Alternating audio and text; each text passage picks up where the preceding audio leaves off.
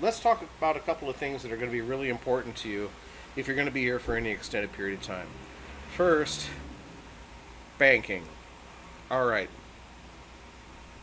If you've only got a passport and you don't have your ACR card yet, or you're not a permanent resident yet, or you still have some paperwork missing, banking is going to be a little bit of a challenge.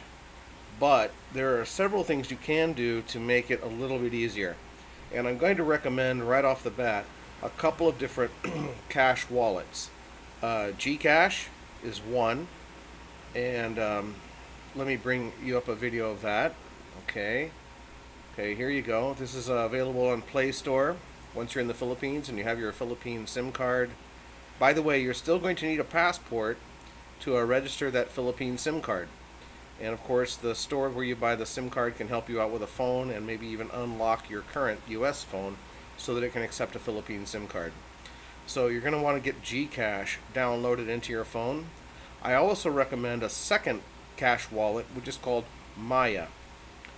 Maya is a kind of a secondary wallet in that it's not as widely accepted. It is very, very widely accepted, don't get me wrong, 7-Elevens, anywhere you go. But it's not quite as widely accepted as GCash. But these are the two primary cash wallets that people use here in the Philippines. So download GCash and download Maya. Now, here's the thing. You can, once you're registered with those two cash wallets, you can transfer money from any bank anywhere into either one of those two cash wallets. So if you don't have a local bank account, which I will ultimately recommend you do, and I have a couple of banks I can recommend to you right off the bat, but the thing is, these cash wallets will at least give you the ability to pay for things and carry around all of the money that you need without having to have cash in your pocket. And almost everybody will accept either GCash or Maya, or usually both. So I really recommend you get those two things established pretty much right away. Then, once you have that established, as far as your hotel accommodations or your lodging or your travel inside the Philippines, and trust me, like I said, I've been here 20 years. I have visited God knows how many websites and how many tour guide apps and whatnot. No, it can get really crazy. I recommend that you download an app called Agoda. And if I can find the referral code that would give me a couple of points, that's great. I'll post it. I hope you use it. But the thing is, Agoda allows you to accumulate points for free stays or discounts or whatever else, and they have literally thousands of hotels and flights all over the Philippines and whatnot that you can book through Agoda. And it's an online service. It's a really good app, and I recommend it wholeheartedly. I can't tell you how many times I've used it. And what I like about it is that I accumulate points, kind of like if you're flying on Delta Airlines and you're what do they call that nowadays? I don't know. I was a member of Northwest, and then they went out of business. Thank you very much. But they have their club points or whatnot. Agoda has the same thing.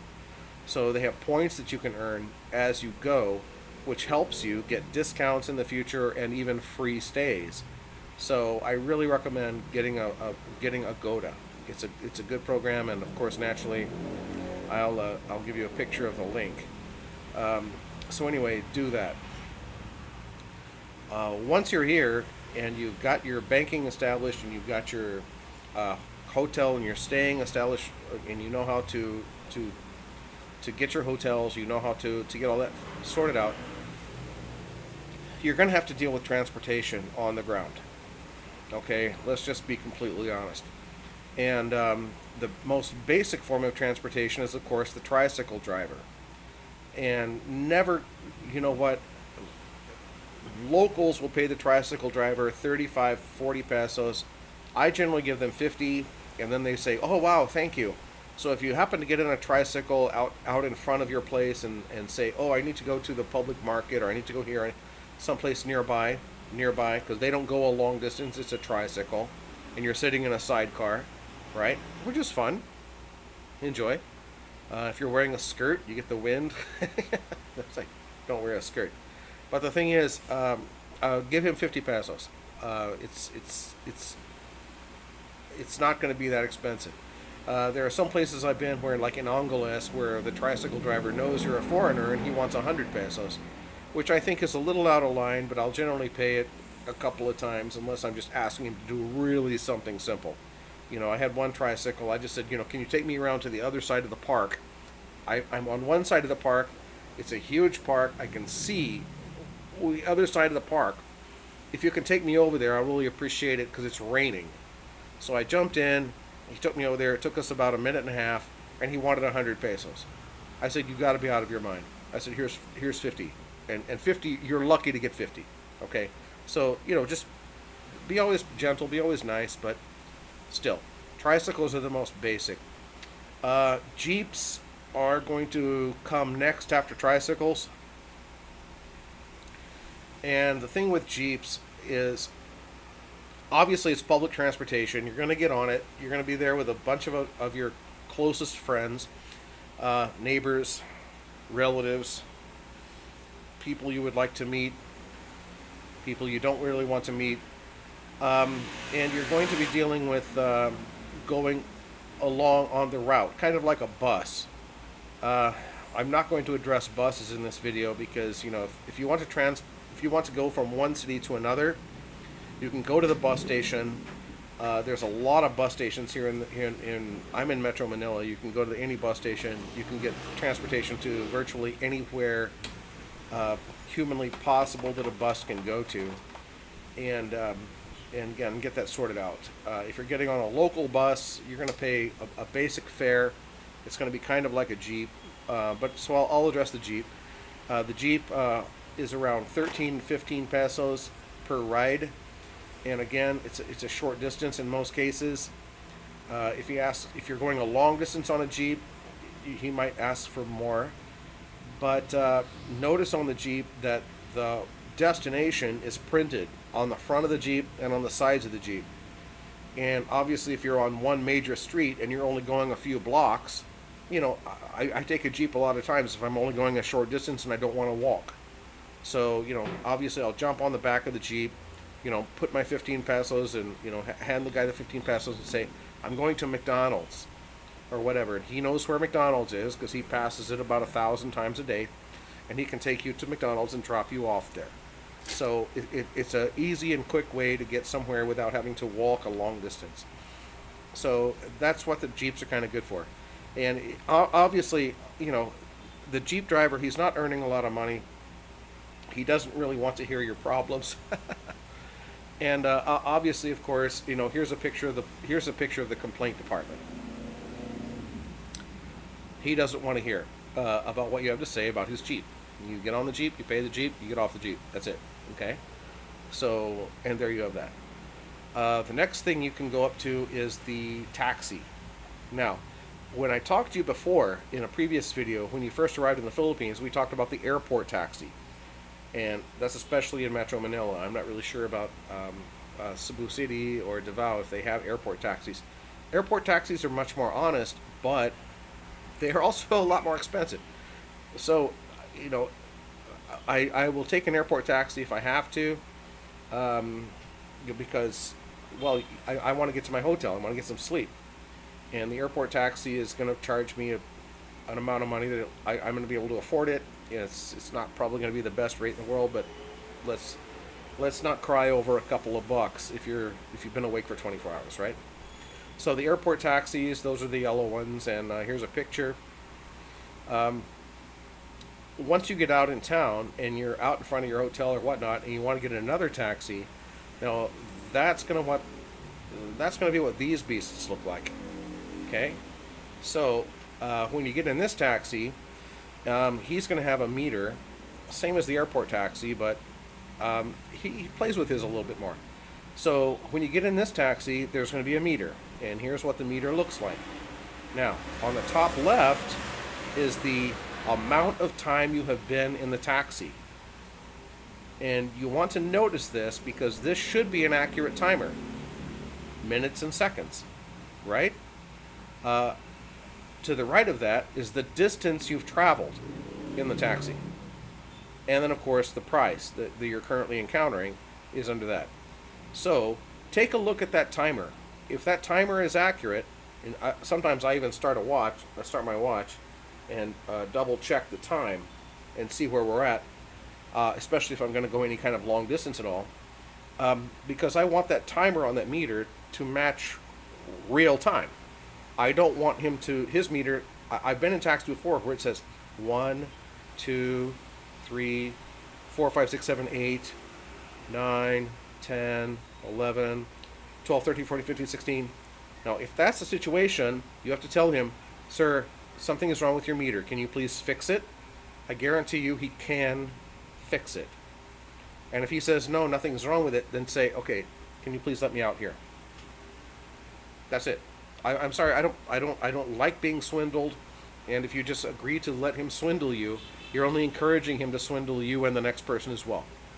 Okay, so I draw a line at being swindled. I don't like it, and a couple of times my wife has been like, "Oh, baby, just don't say anything." Yeah, well, it doesn't matter how much money I have. I don't like being robbed. Okay, so I will always get out. Okay, so that's the issue with the taxis.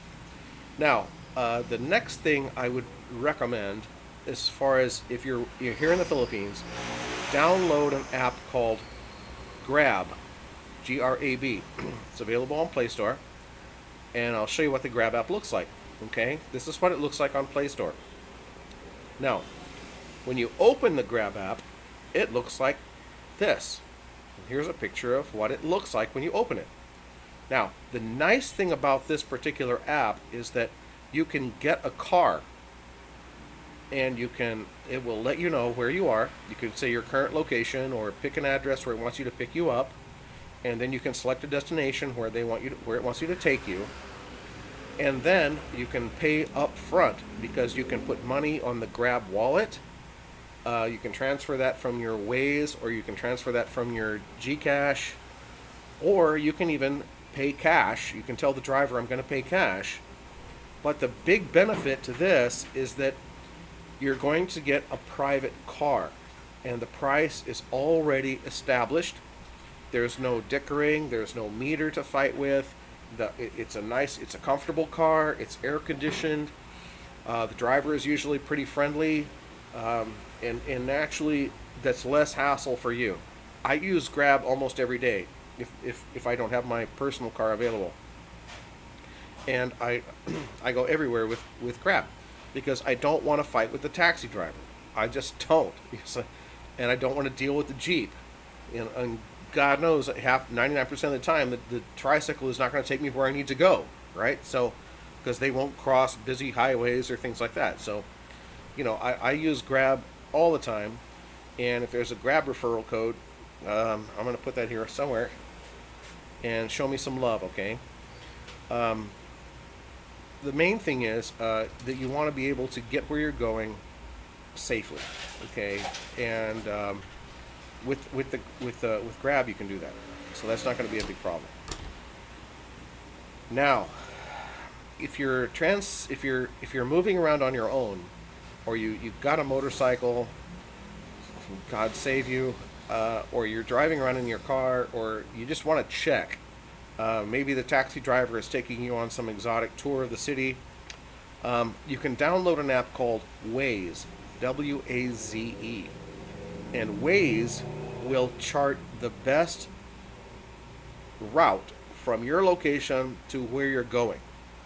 So, if you download that app, it has a GPS signal, and you'll be able to see where you're going and how long it should take you to get there. And if the taxi driver is driving you in a completely opposite direction of where you need to go, and this has happened to me a couple of times, I've looked at my Waze and I've had to say, sir, we're headed in the wrong direction. We need to make a U-turn up here and head back that way, because where I need to go is 2 kilometers that direction, and it looks like you're headed to an on-ramp. Let's turn around, sir. Okay? It's kind of important you be able to know what you're doing, know where you're going. So I really recommend you download Waze. Put that on your phone also. So once you have your GCash, you've got that sorted out. You've got your Maya, you have that sorted out. That establishes your money, and you have your Grab, you have your Waze, and you have your Agoda. So now you know where you're going, how you're going to get there, how much it's going to cost you, and what's going on. So now you're in a little bit of control of your situation. Now, let's talk a little bit about, once you've settled in and you kind of know where you're at, let's talk a little bit about communications.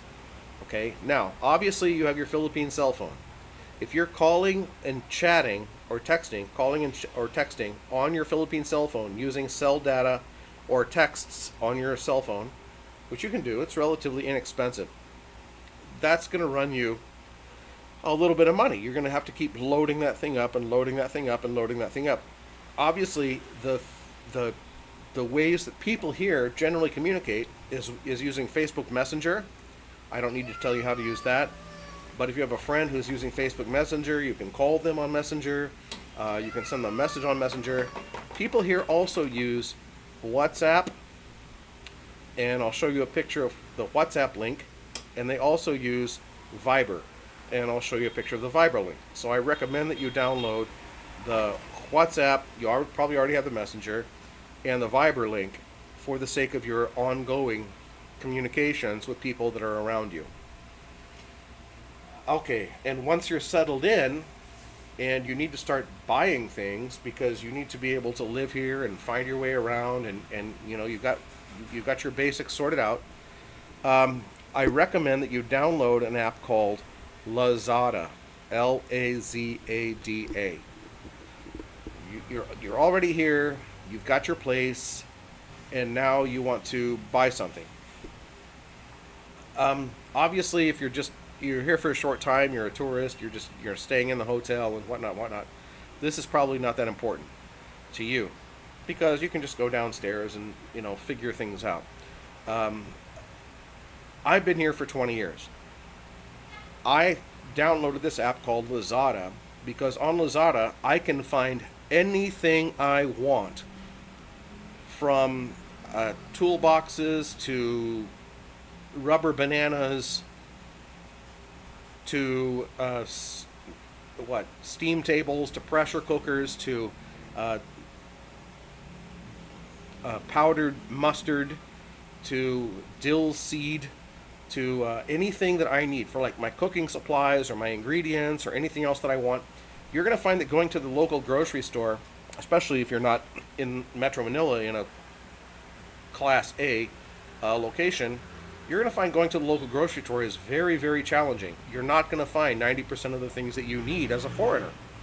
But if you have Lazada, you can go on Lazada, you can do a search, and you can find virtually anything on Lazada that you might need.